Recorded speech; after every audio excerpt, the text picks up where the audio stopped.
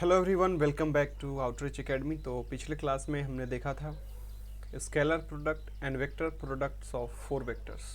तो इस क्लास में हम कुछ क्वेश्चंस करेंगे उन दोनों कॉन्सेप्ट से बेस्ड।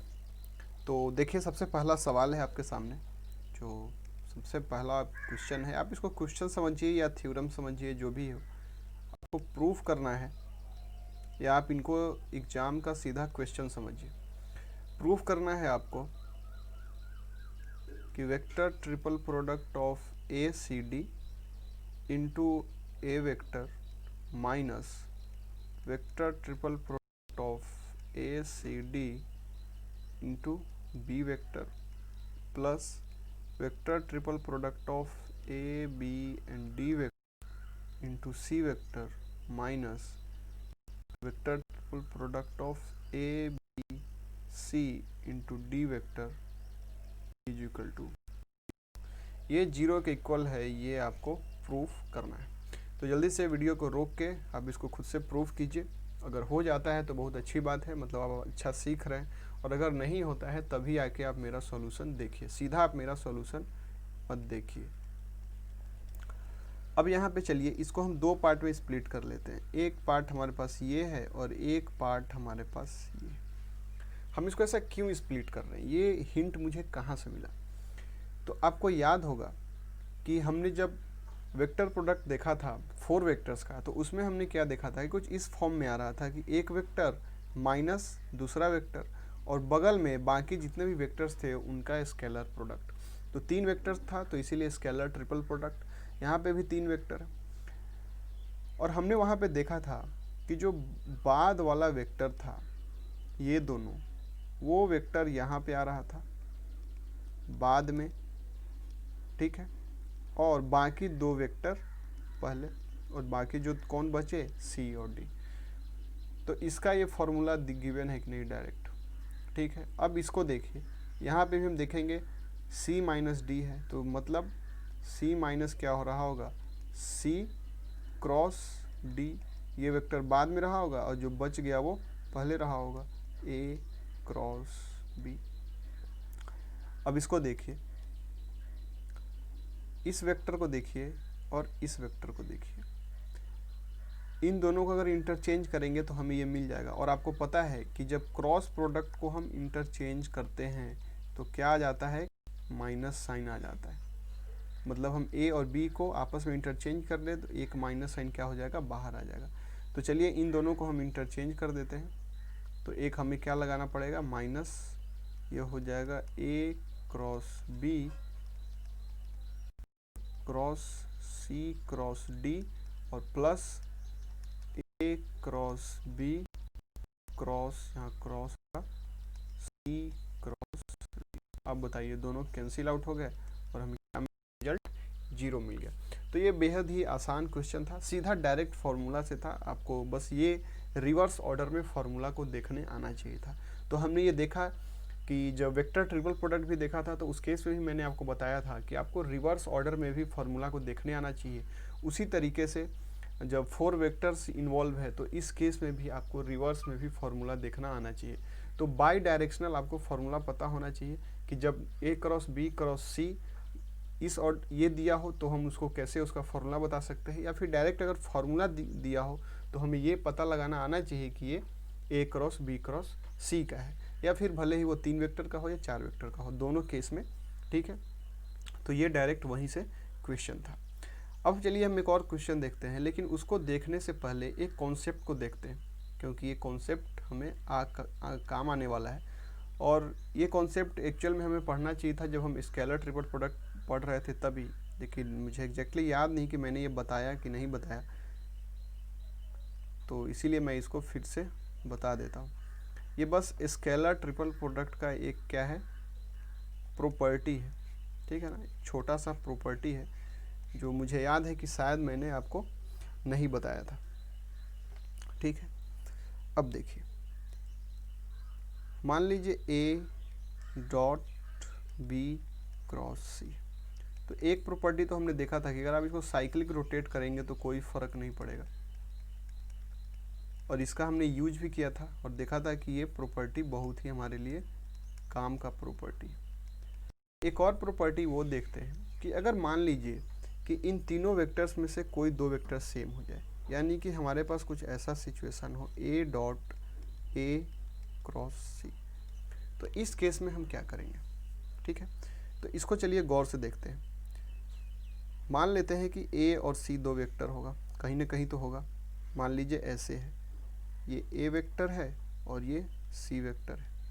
जब आप इनका क्रॉस करेंगे, पहली दफ़ा में क्रॉस करेंगे, तो राइट हैंड थंब रूल से आपको पता होगा कि इस क्रॉस प्रोडक्ट का जो डायरेक्शन होगा वो परपेंडिकुलर टू द प्लेन होगा, क्योंकि क्रॉस प्रोडक्ट का जो रिजल्टेंट आता है वो क्या होता है, जिस वेक्टर में, जिस प्लेन में दोनों वेक्टर है उस प्लेन में, जैसे ये जो हमारा बोर्ड है ब्लैक बोर्ड, तो इस बोर्ड को हम मान लेते हैं कि ये किसका प्लेन है, ए और सी का है, ए और सी इस प्लेन में है, तो जो ए क्रॉस सी होगा वो इस प्लेन के बाहर आता दिखेगा, है ना, जिसको हम इससे डॉट से दिखाते हैं। बोर्ड को क्या हो जा रहा है?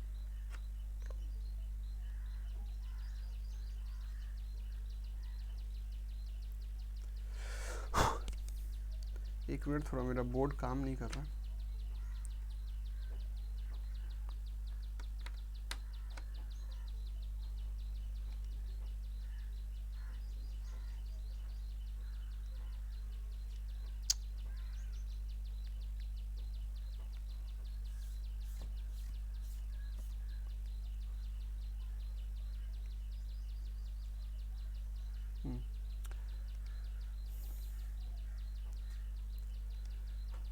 तो ये आपको दिख रहा होगा कि जो ए क्रॉस सी होगा वो इस प्लेन के परपेंडिकुलर होगा, जिसको हम एरो से दिखाते हैं, मतलब ये डायरेक्शन किसका होगा, ए क्रॉस सी का।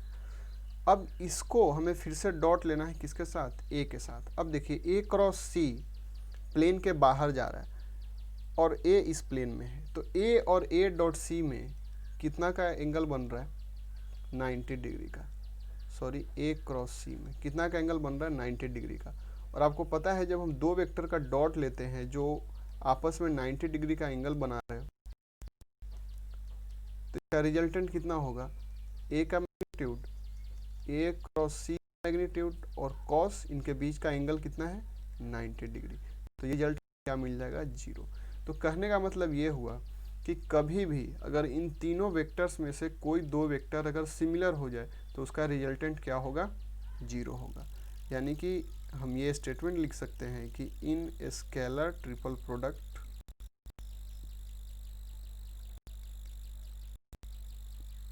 इफ एनी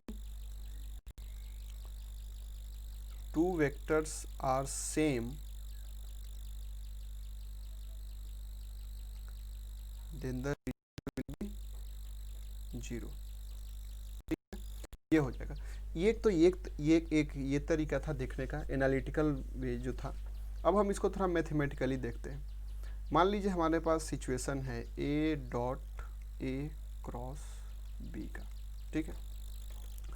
अब इसको हम देखते हैं कि इसको अगर हम डिटर्मिनेंट फॉर्म में देखें तो a1 a2 a3, मान लेते हैं कि a1 a2 और a3 किसको रिप्रेजेंट कर रहा है, a वेक्टर को। तो यहाँ भी हमें क्या लिखना होगा, यहाँ भी हमें लिखना होगा a1 a2 a3 और यहाँ पे b1 b2 b3। तो आपको डिटर्मिनेंट का प्रॉपर्टी पता है कि कोई भी दो रो या दो कॉलम अगर सेम हो जाए तो डिटर्मिनेंट का वैल्यू क्या होता है, 0 होता है। आपको ये पता होगा कि in determinant if any row और कॉलम आर सेम, तो डिटर्मिनेंट का वैल्यू क्या होता है, किसी भी डिटर्मिनेंट का वैल्यू हो जाएगा 0। तो यहाँ पे देखिए दो रो क्या हो गया, एनी टू रो और कॉलम, तो इसका वैल्यू क्या 0 हो जाएगा। तो हमने मैथमेटिकली भी देख लिया और एनालिटिकली भी देख लिया कि कैसे वेक्टर परपेंडिकुलर हो जा रहा है पहले दो रिजल्टेंट वेक्टर के। तो हमेशा आपको ये याद रखना है कि उन तीन वेक्टर्स में से अगर कोई दो सेम हो जाए तो उसका रिजल्टेंट क्या होगा, 0 होगा। अगर तीनों सेम हो जाए तब तो वैसे भी 0 होगा। अब इसके आगे हम आते हैं सवाल पे, क्योंकि जो हम अगला नेक्स्ट क्वेश्चन करने वाले हैं इस क्वेश्चन में इस कॉन्सेप्ट का बहुत ही अच्छा खासा यूज है, और ये जो मैं सवाल लेने वाला हूँ ये बहुत ही अच्छा सवाल है। तो सवाल में आपको ये गिवन है, सबसे पहला ये आपको बताना है कि प्रूव दैट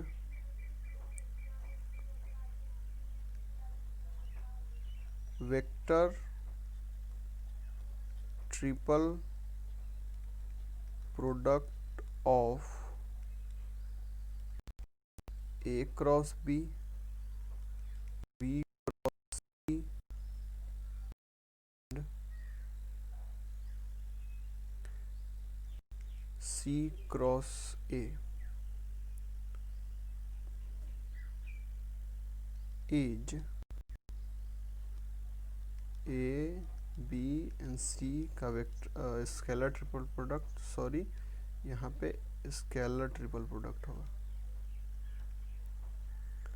आपको ये प्रूफ करना है कि स्केलर ट्रिपल प्रोडक्ट जो है, अब देखिए ये जो है एक सिंगल वेक्टर की तरह यूज हो रहा है, कुछ ना कुछ इसका रिजल्टेंट तो आएगा। ये सिंगल वेक्टर की तरह मान लीजिए एम वेक्टर होगा, ये कुछ एन वेक्टर होगा, और ये मान लीजिए कुछ आर वेक्टर होगा।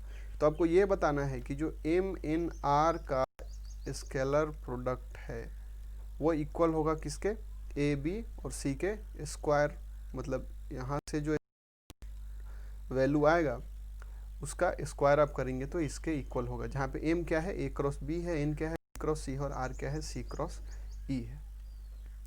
ठीक है, ये आपको प्रूफ करना है। फिर इसी में एक और सवाल है कि if A B and C are non coplanar, coplanar नहीं है, are non coplanar, then prove that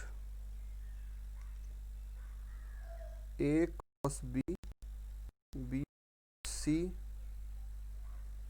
and C cross A are also non-coplanar।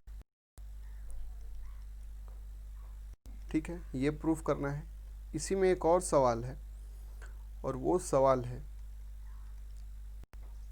Express A B and C vector in form of A cross B, B cross C and C cross A। थोड़ा ये लंबा सवाल है, लेकिन इस सवाल में बहुत सारा कॉन्सेप्ट्स माना रिवीजन होगा, और इस सवाल के आने का चांस बहुत ज़्यादा है। तो इस सवाल को अगर आप कर सकते हैं तो बिल्कुल आप खुद से कीजिए, इससे आपका कॉन्फिडेंस बूस्ट होगा। और अगर इस सवाल को आप नहीं कर पा रहे हैं तो उसके बाद ही मेरा सॉल्यूशन देखिए। तो चलिए फिर इसका हम सॉल्यूशन करते हैं। सबसे पहले हम अपने पहले क्वेश्चन को लेते हैं। हमें क्या फाइंड आउट करना है, हमें फाइंड करना है स्केलर ट्रिपल प्रोडक्ट किसका, A cross B comma B cross C comma C cross A, हमें ये फाइंड आउट करना है। ठीक है, हमें ये फाइंड आउट करना है। तो देखिए इसको हम क्या लिख सकते हैं, इसको हम लिख सकते हैं, इसको हम स्केलर ट्रिपल प्रोडक्ट के फॉर्म में लिख लेते हैं, ए क्रॉस बी डॉट और बाकी दो वेक्टर का क्रॉस प्रोडक्ट, यही स्केलर ट्रिपल प्रोडक्ट। इसको हम ऐसे लिख सकते हैं, मान लीजिए ये एम वेक्टर है, ये एन वेक्टर है और ये आर वेक्टर है, तो हमने क्या लिखा, M dot N cross R, यही करते हैं ना स्केलर ट्रिपल प्रोडक्ट में। अब देखिए यहाँ पे सबसे पहला एप्लीकेशन हमें किसका आ गया, अब आपको सीधे दिख रहा होगा कि क्या इसको हम सॉल्व कर सकते हैं, बिल्कुल सॉल्व कर सकते हैं, क्योंकि ये क्या गिवन है, ये vector product of 4 vectors given है ना, और इसका रिजल्ट हमें पता है। तो हम इसको क्या लिख सकते हैं, अगर 4 वेक्टर्स का प्रोडक्ट था तो हम बाद वाले ब्रैकेट को देखते थे और c माइनस ए करते थे, और बाकी जो बचा उसको हम डॉट प्रोडक्ट में कर लेते थे। तो यानी c वेक्टर माइनस ए वेक्टर, और बाकी क्या क्या बच गया, यहाँ पे देखिए b बच गया, c बच गया और इसका a बच गया, यानी b c a। अब a वेक्टर को हम रखेंगे तो क्या क्या बच जाएगा, ये वेक्टर ये वेक्टर ये वेक्टर, तो यानी बी सी सी। देखिए यहाँ पे 2 वेक्टर रिपीट हो जा रहा है, वो अलग बात है ना, लेकिन इसको हम पहले जनरल मान के चलेंगे और उसके बाद हम सेम आ रहा है तो कोई दिक्कत नहीं। अब हम इसको करने की कोशिश करते हैं। अब देखिए इसमें देखिए ये स्केलर ट्रिपल प्रोडक्ट है 3 वेक्टर्स का बी सी सी, जहाँ पे 2 वेक्टर क्या हो रहा है, सेम हो जा रहा है। तो अभी हमने देखा इसका वैल्यू क्या हो जाएगा, 0। कभी भी स्केलर ट्रिपल प्रोडक्ट में अगर 2 वेक्टर सेम हो जाए तो उसका वैल्यू क्या आता है, 0। इसको हमने 2 तरीके से समझा था, एक एनालिटिकल अप्रोच से और दूसरा मैथमेटिकली भी इसको हमने देखा था। तो ये 0 हो गया, अब हमें ये बच गया। तो इसको हम क्या कर लेते हैं, अंदर ले लेते हैं। तो हमें क्या मिल जाएगा, ये तो मान लीजिए कुछ कांस्टेंट होगा, क्योंकि ये क्या है, स्केलर ट्रिपल प्रोडक्ट है। और यहाँ बगल में आ जाएगा A cross B dot C vector, और ये भी क्या है, स्केलर ट्रिपल प्रोडक्ट है, किसका, ए। और इसको हम लिख सकते हैं scalar triple product of A B C. और आपको पता है कि जो स्केलर ट्रिपल प्रोडक्ट है उसमें साइक्लिक रोटेशन भी होता है। तो चलिए एक बार इसको साइक्लिक रोटेट कर देते हैं, तो हमें मिल जाएगा ए बी सी और इधर है ए बी सी। अब देखिए दोनों सेम आ गया, तो इसको हम क्या कर सकते हैं, A vector B vector C vector का स्क्वायर।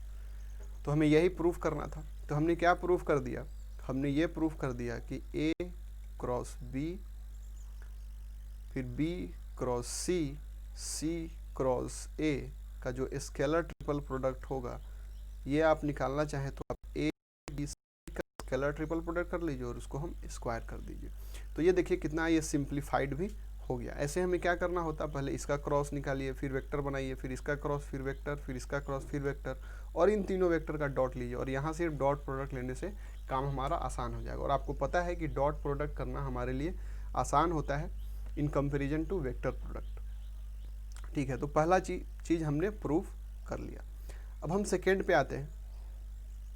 हमारा उसके बाद जो ए नंबर क्वेश्चन था वो क्या था कि आपको ये प्रूफ करना था कि जो ए वेक्टर है, बी वेक्टर है और सी वेक्टर है, ये तीनों क्या है, नॉन कोप्लेनर है। और कोप्लेनर जब हमने पढ़ा था तो हमने क्या देखा था कि 3 वेक्टर्स कोप्लेनर कब होते हैं, जब तीनों का स्केलर ट्रिपल प्रोडक्ट क्या होता है, 0 होता है। और ये चूंकि नॉन कोप्लेनर है तो इसका स्केलर ट्रिपल प्रोडक्ट क्या होगा, 0 होगा। ये चीज़ हमें क्या है, गिवन है।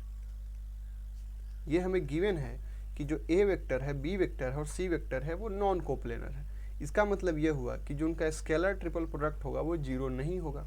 ये हमें गिवन है। और हमें प्रूफ क्या करना है, हमें ये प्रूफ करना है कि A cross B, B cross C, C cross A, ये क्या है, ये भी नॉन कोप्लेनर है। अगर ये नॉन कोप्लेनर होगा तो ये इनका भी स्केलर ट्रिपल प्रोडक्ट क्या होगा, 0 होगा। ये चीज़ हमें क्या करना है, प्रूफ करना है।